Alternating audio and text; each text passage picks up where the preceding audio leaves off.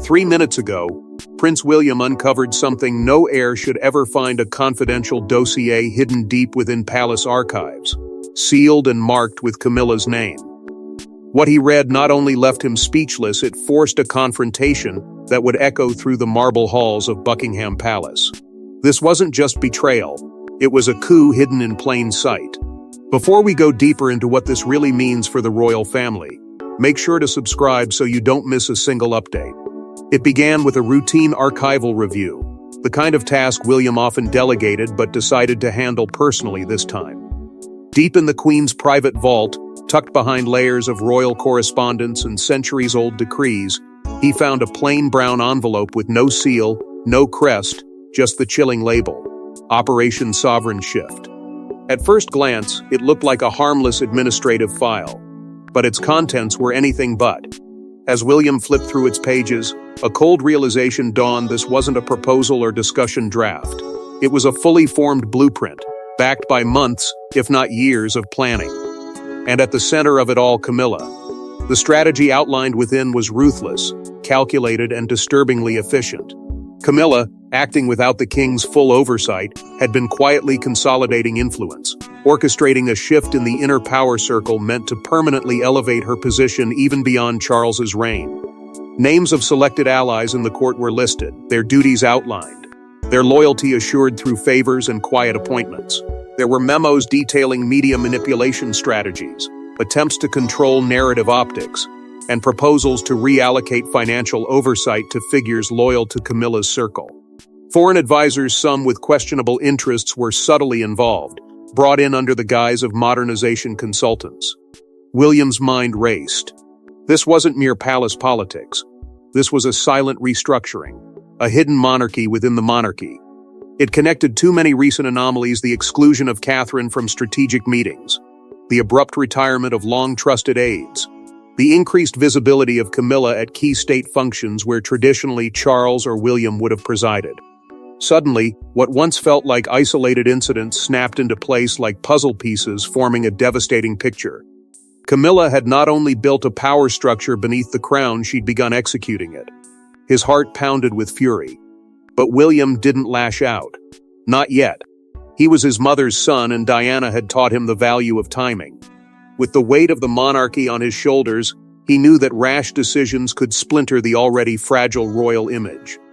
So, he closed the file, memorized every detail, and placed it back exactly where he found it. But inside, a storm had already begun to churn. Camilla's betrayal was no longer a suspicion. It was now fact. And William was readying himself for a reckoning that would tear through the palace walls like a thunderclap. But before William makes his explosive decision, we need to go back, because Camilla's carefully woven scheme didn't begin overnight. Camilla was never supposed to wield this much power, yet behind closed doors, she constructed a shadow monarchy, tightening her grip on influence while King Charles remained unaware or complicit. Her network didn't just shape decisions, it silenced opposition. It started quietly. In the solemn days following Queen Elizabeth's death, as the nation mourned and the monarchy reshaped itself in real time, Camilla moved swiftly without grand gestures, but with deliberate precision. While the world focused on Charles ascending to the throne, she was already assembling a team. Her private dinners became strategy sessions, drawing in long-retired aristocrats and key figures who had once served the crown but now returned at her request. They owed her through favors, shared secrets, or silent promises. Over time, these individuals were quietly reinserted into the royal advisory system, bypassing traditional channels. On paper, they had no official title. In practice, they were controlling the current. With Charles increasingly burdened by fragile health and the overwhelming demands of sovereignty, Camilla became the gatekeeper. She positioned herself as the protective wife, but beneath that facade, she began intercepting briefings, delaying decisions, and subtly adjusting agendas to suit her long game. She insisted that certain medical updates about Charles remain within a limited circle, framing it as a privacy concern. But in reality, it allowed her to present decisions as joint ones, even when Charles hadn't been fully consulted. Behind palace doors, her influence was no longer passive. She became the filter through which all information passed, editing what reached the king, altering how issues were framed, and ensuring that her voice always echoed louder than any other. William and Catherine, once central to royal planning, found themselves pushed further from critical decisions. Invitations that had once gone through their household were rerouted. Briefings they were meant to attend were mysteriously rescheduled or reframed as optional. Catherine especially noticed the shift. Long-trusted staff began resigning, one by one, replaced by figures who appeared more loyal to Camilla's camp than the crown. And those who remained veterans of royal service suddenly grew distant. Some refused to speak openly. Others hinted that something felt off, but quickly retreated from conversation. A climate of quiet fear had taken root. And yet, the royal machine kept turning smooth on the outside, fractured within. Camilla's methods weren't loud or public, but they were undeniably effective. She used charm, quiet intimidation, and institutional memory to manipulate the structures around her. Every removed aide, every reassigned duty, every redacted document each, was another chess piece moved in silence. To those looking in, it seemed like a natural evolution of power. But to those inside the palace, it was a slow erosion of tradition and a warning that the monarchy was being rewritten, not by bloodline, but by stealth. And while Camilla quietly built her empire within the palace walls, William and Catherine began to sense something was terribly wrong. Catherine had been watching. Behind the public smiles, she noticed Camilla's sudden control over invitations, press releases, even private family matters. But when she voiced concerns, she was told to remain supportive. The warning signs were there, but no one was ready to believe her. What began as subtle inconveniences quickly evolved into a troubling pattern. Catherine, once central to royal planning, found herself increasingly shut out of high-level discussions. Invitations she would normally draft were now redirected through Camilla's office. Strategy meetings that once included her were suddenly held without her knowledge. And when she dared to question these changes, the answers were vague, always cloaked in the language of protocol and restructuring. She knew better. Something was being kept from her and someone was making sure of it.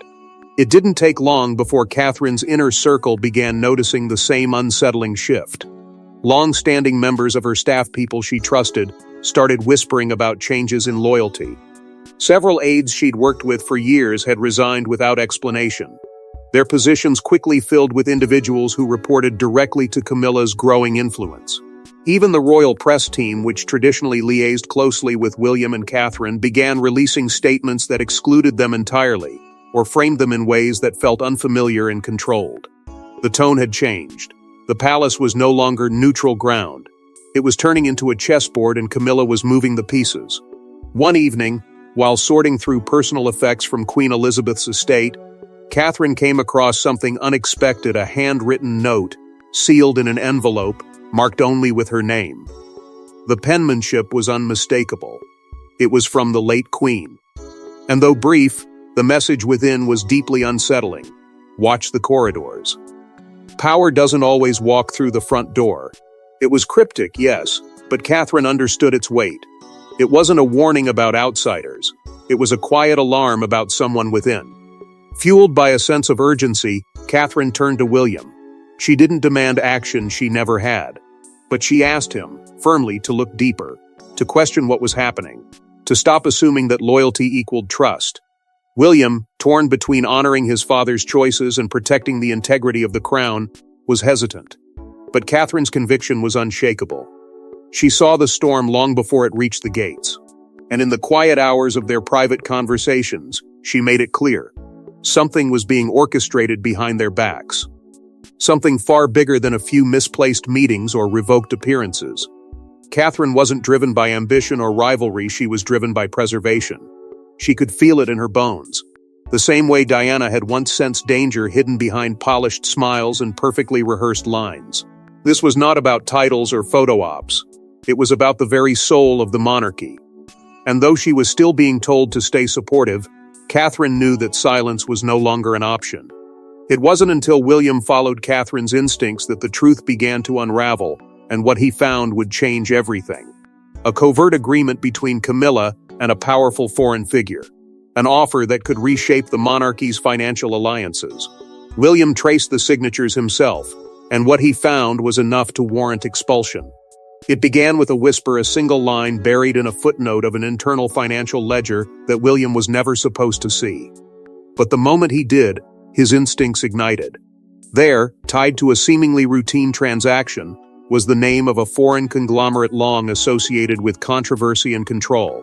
And next to it, shockingly, was the signature of none other than Camilla. No mention of the king. No formal royal seal. Just her name and a stamp of finality. That single discovery led him down a trail so twisted and incriminating, it would shatter what little remained of his trust. As William dug deeper, more fragments emerged. Confidential annexes outlining the development of royal-branded overseas estates, spearheaded by Camilla's private consultants. Financial streams rerouted through obscure accounts. Proposals for media consolidation under the guise of modernization, all linked to a foreign magnate with a direct connection to Camilla's personal circle. The implications weren't just unsettling, they were catastrophic. This wasn't palace maintenance. This was monarchy manipulation disguised as reform. William's outrage burned as he realized Charles had never signed off on any of it. His father, battling frailty and fatigue, had been kept deliberately out of the loop. Internal communications revealed legal advisors had raised red flags months earlier. Their memos were precise warning against foreign entanglements, reputational risk, and violations of royal charter. Yet somehow, those memos never reached the top. They were intercepted, shelved, erased from official logs, and those who questioned Camilla's judgment, silenced or reassigned. Even more damning were the subtle trails of bribery. Modest payments made to lower-tier palace staff in exchange for confidentiality assurances. These weren't random mistakes, they were coordinated efforts to keep a plan buried beneath layers of silence. It was no longer a matter of influence. This was control. Strategic, well-funded, and dangerous. William stood at the edge of a monarchy being re-engineered from the inside out, and the architect was someone who had once sworn to support the crown, not dominate it. Every line he read made one thing clearer. If this deal was allowed to stand, the future of the monarchy would no longer belong to the bloodline. It would belong to a network of silent investors and foreign alliances with Camilla as the gatekeeper. But William wasn't the only one who had seen enough. Because even as he prepared for the inevitable confrontation, someone else, someone just as loyal, just as unrelenting, was already moving in. This quiet war, once hidden in shadows, was about to erupt. And just when William prepares to confront the Queen Consort, someone else beats him to it. Princess Anne, the ever-loyal guardian of the monarchy, had been waiting watching.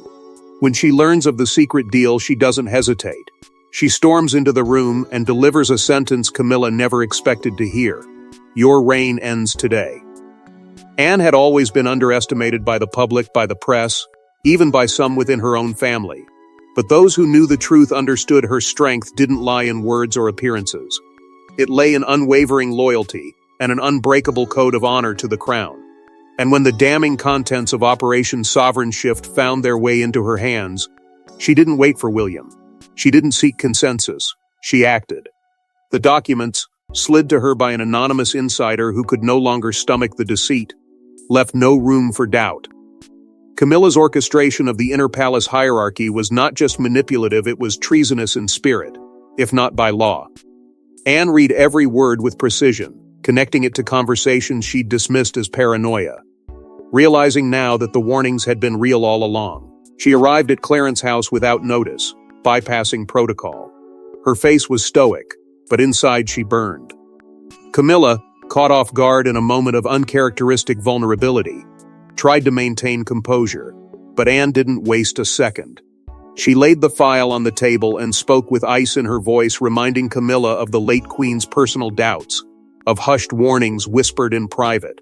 Anne recalled how Elizabeth, months before her death, had confided a fear not of Camilla's presence, but of her ambition.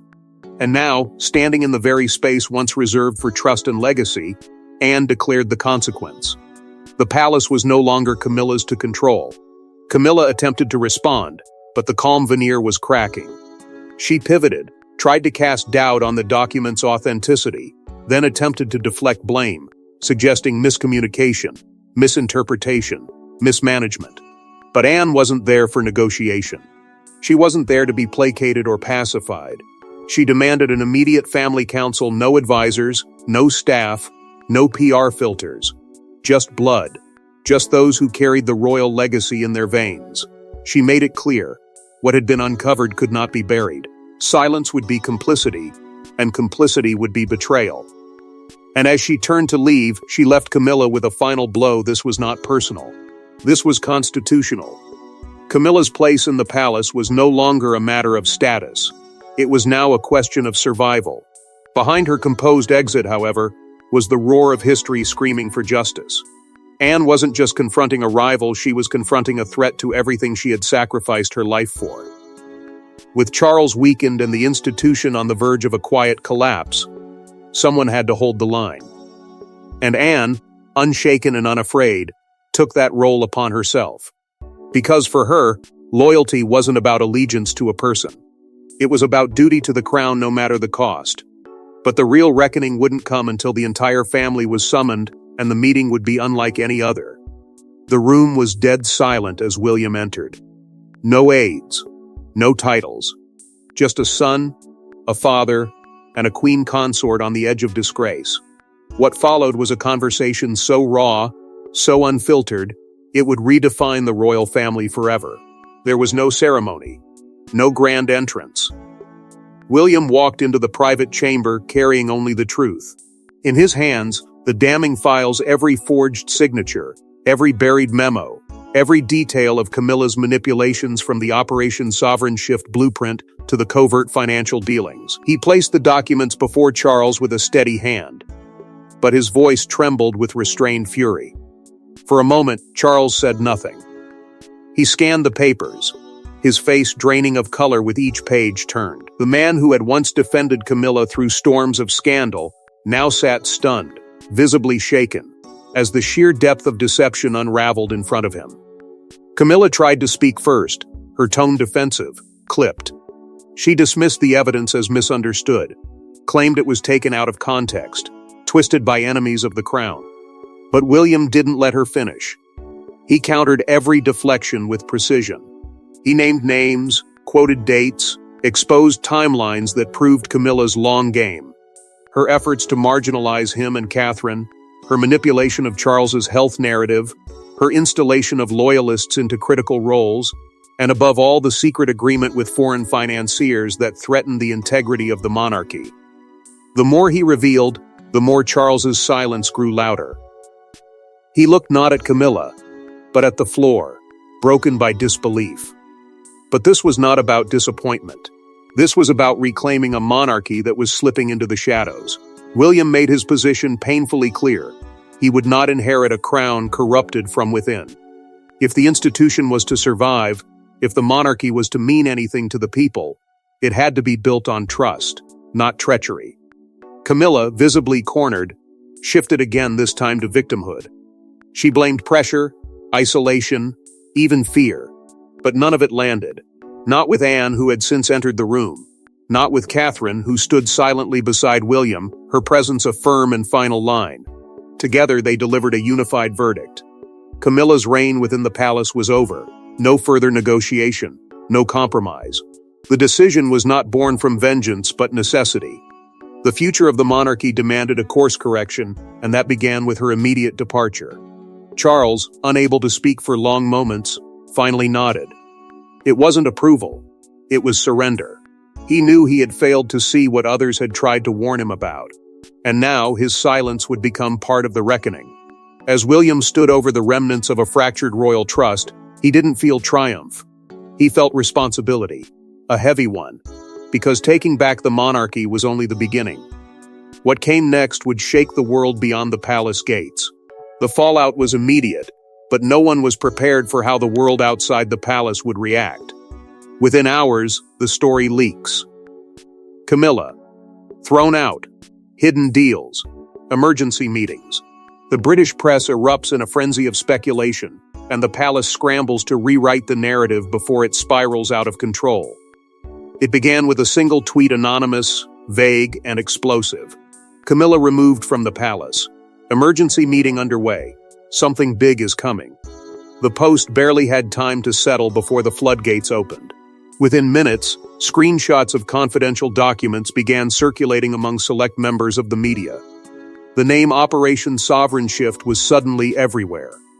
Headlines exploded across every platform, each one more dramatic than the last. Queen consort ousted? William's palace coup? Charles silent as crisis unfolds. The public, hungry for answers, devoured the leaks with breathless intensity. And the palace caught flat-footed and fragmented scrambled to contain the fire. What made it worse was the precision of the leak. Whoever had released the documents knew exactly where to hit. Exclusive memos, timelines, financial trails, whispers of media manipulation and foreign entanglements. It was all too detailed to dismiss as rumor and too chaotic to control. Social media became a war zone. Hashtags like Camilla exposed and hashtag Palace Power Grab trended globally within hours. Live broadcasts broke into regular programming. Talk show panels were hastily assembled. Experts, former royal aides, and even exiled members of the extended royal family began weighing in, speculating on what this meant not just for Camilla but for the monarchy itself. But while the media tore through every possible angle, it was the silence of King Charles that fanned the flames further. The man who had once defended Camilla at all costs was nowhere to be seen. No statement, no appearance, no denial. And in the absence of clarity, speculation reigned. Some claimed he was devastated. Others whispered of private collapse. Former royal staff, emboldened by the unraveling, began leaking anonymously, confirming internal tensions, hinting at years of dysfunction beneath the crown's polished surface. One even described the palace as a battlefield dressed in silk. For William, it was both vindication and risk. The public narrative began casting him as the savior, the prince who stepped up when no one else would. Tabloids praised his decisiveness, framing the takedown of Camilla as a necessary reckoning. Support for Catherine soared alongside him, with many citing her as the quiet force behind the scenes who had seen what others refused to. But it wasn't all praise. Loyalists to Camilla cried foul, claiming the entire affair was a smear campaign, a cold political maneuver masquerading as duty. And then came the statement. Camilla's spokesperson, after 2 days of deafening silence, issued a brief but chilling remark: Her Majesty the Queen Consort has nothing to apologize for. History will speak louder than headlines. It wasn't denial. It wasn't remorse. It was a warning. And while the nation argued over guilt, loyalty, and legacy, Camilla herself had not disappeared. She was silent, yes, but she was not finished. But behind the headlines, Camilla was preparing one final move, a twist no one anticipated. Just when the palace believed it was over, Camilla sent a handwritten letter sealed, addressed only to Charles, but deliberately leaked. In it, she reveals a truth buried for decades, one that could destroy more than her legacy. It could shatter the entire family. The letter arrived not by courier, not through royal channels, but slipped quietly into Charles's personal quarters, a message no one saw coming. Its contents were never meant to stay private. Within hours, the leak reached the press, and what had been a royal reckoning suddenly veered into dangerous terrain. In her own hand, Camilla invoked the one name the monarchy had tried for decades to protect from fresh controversy: Diana. She claimed to possess documents, recordings, and personal correspondence from Diana's final months' evidence, she implied, that would challenge the fairy tale narrative so carefully preserved by the palace. Her letter was layered with emotion, manipulation, and chilling intent. She wrote of regret, of betrayal, of having endured years of public venom, all while holding on to secrets that could break the family if pushed too far. It was not an apology. It was a warning, clear, deliberate, and sharp as glass. Camilla did not beg to return. She demanded clarity. A retraction. An acknowledgement that her actions had been misrepresented, that her removal was not rooted in corruption but confusion. She painted herself as the scapegoat, the woman blamed for wielding strength in a house built to cage it. She hinted at private conversations with Diana, ones no one else could verify, at hidden exchanges between Charles and his late wife that would recast past events in a devastating light. Her message was simple. If she was to be erased from history, she would burn the page on her way out. Charles, already broken from the confrontation with William and still weakened by illness, found himself trapped between past and present, between duty and fear. The legacy he had hoped to secure for William now hung in the balance. Every word of Camilla's letter was like a needle in his conscience, forcing him to question every decision, every silence, every truth he had chosen not to confront. But William was resolute. His stance did not change. No threats, no buried secrets, no manipulative prose would deter him. For him, the monarchy's future had to be founded on transparency, not blackmail. The era of looking away was over. Behind closed doors, the palace summoned its legal battalion. Lawyers read through the letter with grim expressions, tracing every implication, every phrase that could trigger a new storm. What began as a private power play had turned into a constitutional crisis. Quiet negotiations began, with aides and barristers trying to reach a resolution that would not explode into another media inferno. But the threat hung over the palace like a shadow, an unspoken understanding that Camilla might still have the power to bring the walls crashing down, even from exile. But as the dust settled, one final decision remained, one that would define the monarchy's path forward. Camilla's departure was swift, quiet, and final. She left under the cover of night. No wave, no ceremony. In her place, a new power rose: William, not just as the heir, but as the protector of a legacy nearly destroyed from within. No official farewell was arranged. No tribute made headlines. After weeks of escalating chaos, silence became the palace's only shield. Camilla, escorted discreetly from the grounds, was moved to a private estate under strict media blackout. No photographs, no press briefings, just absence, sudden and absolute. Behind palace gates, there was no celebration, only the heavy weight of restoration. Charles, exhausted and politically cornered, issued a brief, carefully worded statement citing a restructuring of internal royal responsibilities as part of a long-term plan to modernize the monarchy.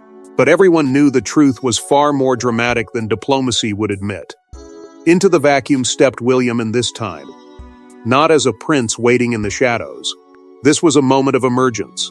With Catherine by his side, the couple took on a redefined public role, no longer just future sovereigns, but active stewards of a damaged institution. Their joint appearances were no longer symbolic, they were strategic, authoritative, united. The public responded with overwhelming approval. Approval ratings for William soared to historic heights. For the first time in decades, the monarchy didn't just feel ceremonial. It felt led, guided, protected. Princess Anne, too, emerged from the scandal with a reverence the public had long felt but rarely voiced.